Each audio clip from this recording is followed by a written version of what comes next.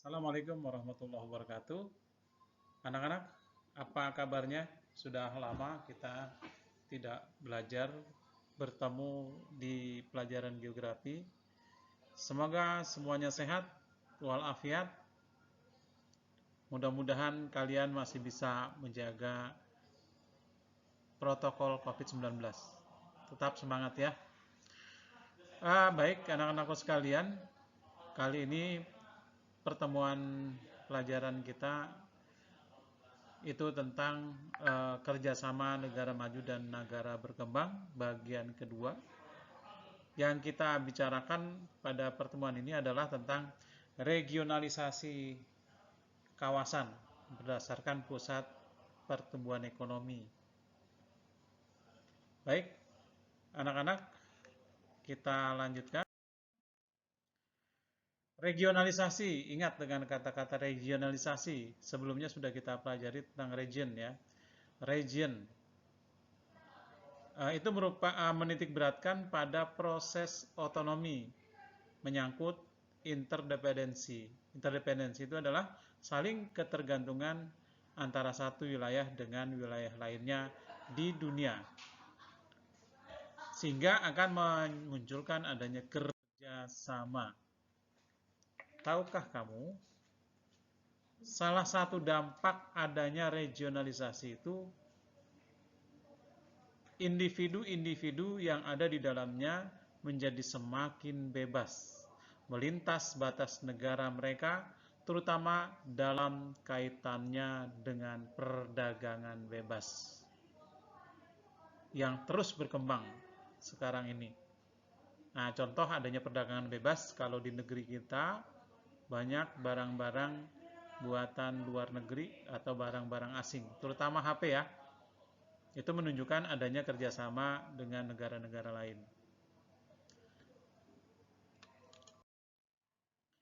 Bentuk-bentuk regionalisasi kawasan dunia berdasarkan pusat pertumbuhan ekonomi. Yang pertama, adanya Masyarakat Ekonomi Eropa atau MEE. MEE adalah organisasi kawasan yang bertujuan menyatukan ekonomi negara-negara anggotanya sebanyak 27 negara anggota yang berada di kawasan Eropa.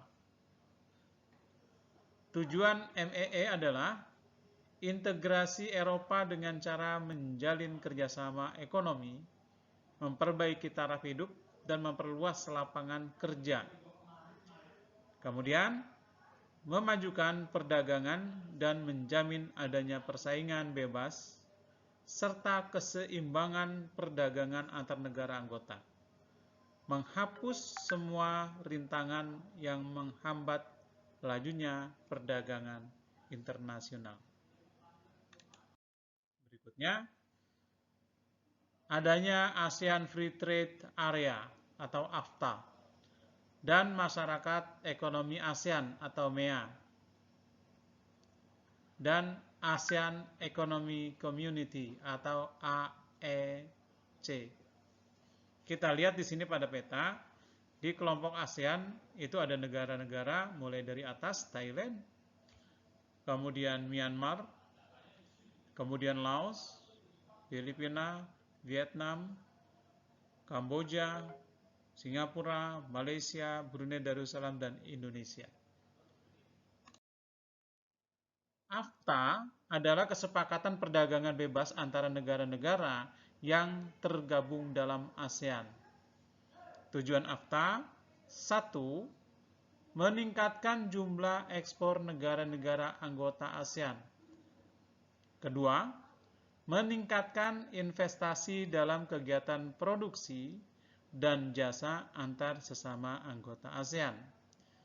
Yang ketiga, meningkatkan masuknya investasi dari luar negara anggota ASEAN. Kemudian MEA. MEA adalah bentuk integrasi ekonomi ASEAN yang bertujuan untuk mengadakan sistem perdagangan bebas antar negara-negara ASEAN. Tujuan MEA adalah menciptakan pasar tunggal yang mencakup negara-negara ASEAN sekaligus pusat produksi untuk negara-negara sekawasan.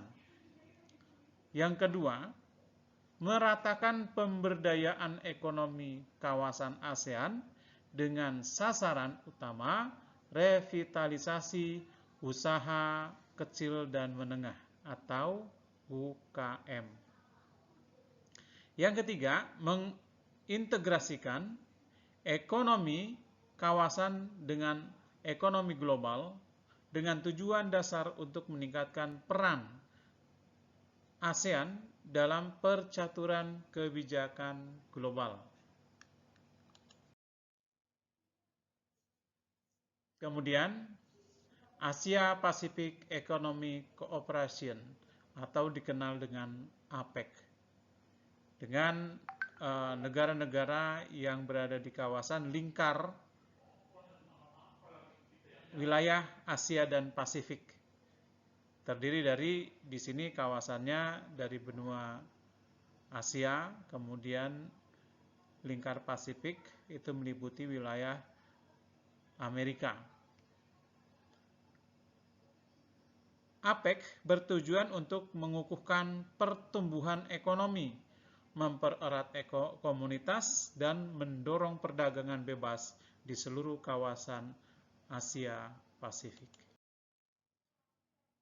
Kemudian North American Free Trade Agreement atau NAFTA. NAFTA merupakan perjanjian perdagangan bebas negara-negara di kawasan Amerika Utara yang terdiri dari Kanada, Amerika Serikat, dan Meksiko. Tujuan NAFTA: 1. Meningkatkan kegiatan ekonomi para anggota dengan penghapusan tarif dan non-tarif. Kedua, memberikan kemudahan investasi bagi pengusaha yang akan melakukan kegiatan bisnis. Ketiga, mengusahakan perlindungan bagi konsumen, aspek keselamatan, kesehatan, dan keserasian lingkungan hidup. 4. Mengatur impor dan produksi sesama anggota. Nah, itulah anak-anak kajian kita tentang materi kerjasama negara maju, negara berkembang bagian kedua. Semoga penjelasan ini bisa bermanfaat buat kalian, dan selanjutnya nanti kita akan membahas kembali kerjasama negara maju dan negara berkembang bagian ketiga. Salam sehat. Assalamualaikum warahmatullahi wabarakatuh.